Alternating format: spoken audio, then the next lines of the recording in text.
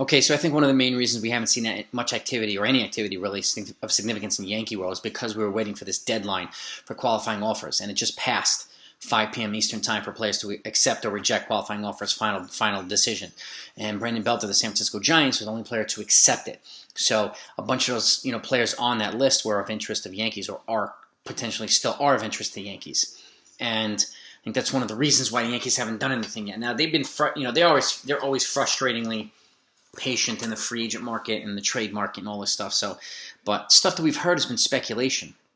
So, and until it's confirmed that somebody's actually accepted an offer or that they even made an offer, it's still speculation. Personally, I mean, I know sources that say, what sources? Nobody shares their sources. So, again, all speculation. You can believe what you want to believe, but it is what it is. And until the Yankees actually do something, everything is speculation. So, with that, I'm going to focus a little bit on shortstop right now. Okay, there's 4 guys of interest, and there's rumors today that the Yankees are now out or not going to be spending on big name tickets. So Seager and Correa. So, but did the Yankees say that?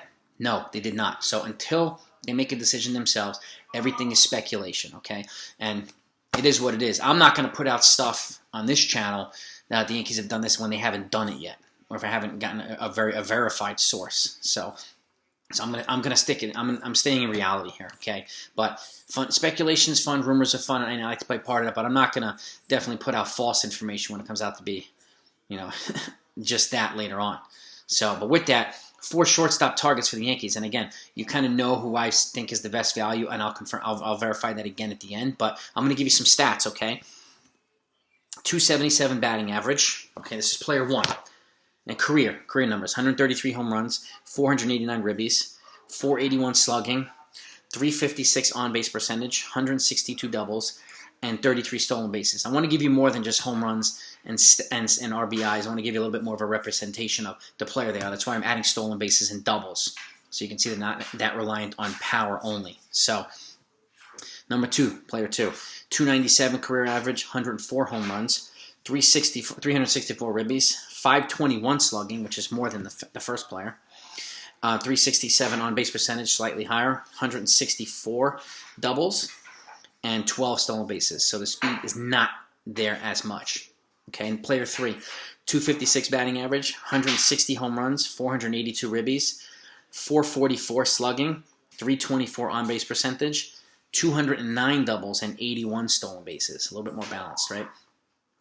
Player 4, 272 batting average, 158 home runs, 450 ribbies, 523 slugging, 340 on base percentage, 180 doubles, and 100 stolen bases. So the home runs are there, and the stolen bases and doubles are stolen bases are up a little bit higher. The doubles are slightly lower, but the slugging is there, and a little bit more of a balanced profile. Okay, player 1 was Carlos Correa. Player 2 was Corey Seager. Player 3 was Marcus Semien, and player 4 was Trevor Story.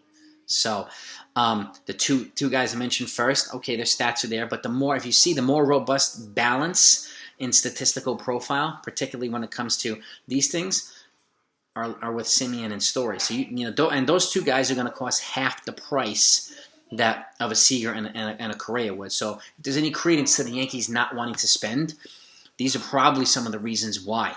Okay, and why give somebody $300 million when you can get somebody to do the same or even better for half the price? And again, the Yankees have more holes to fill than just one. So giving $300 million to one player does not address other holes. Okay, and if you may or may not know, I predicted Story to the Yankees, and he's one of the more athletic of all these shortstops. He's got range, and you can see his offensive profile is relatively balanced. Not a sexy name like Correa or even Seager, who's left-handed, the only left-hander on here, but he's got injury issues. Okay, and Correa's had injury issues as well. Semien is a little bit older. He is 31. Trevor Story's going to be 29 next year. So and again, Semien and Story can probably be had for a 5 or 6 year deal as opposed to an 8 or 10 year deal.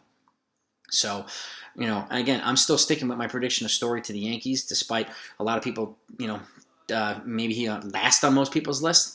He's still my prediction as to the best value for the Yankees and the best fit. And again, best value leaves them financial flexibility to address other holes. And he also doesn't hamstring them 6, 7, 8, 9, 10 years down the road. Okay, and additionally, his athletic profile means he can move to a different infield position to not block Volpe and some of these other guys, Peraza and Oswaldo Cabrera, if any of them are still here after trades and so on. And he has the athleticism to move to the outfield. I think he's even played the outfield a little bit. So if they need to stop getting the outfield, he fits that profile. He's athletic. So, and again, he's got the most stolen bases of all these guys. He's got 8 times the amount of stolen bases as Seager, okay? 3 times the amount as Correa, and he's got 20% more than Simeon. Stolen bases is something the Yankees are devoid of, and they just got rid of their 3 fastest players. They need some of this guy. They need some of this. He's a good contact hitter. His home runs are there, but his doubles are there too. Okay, his slugging is there. His on-base percentage is there. So, and again, he will cost half the price of a Seager, of a Correa. So to me, he's the best value. Okay, give me your best value and why. Let's get into this.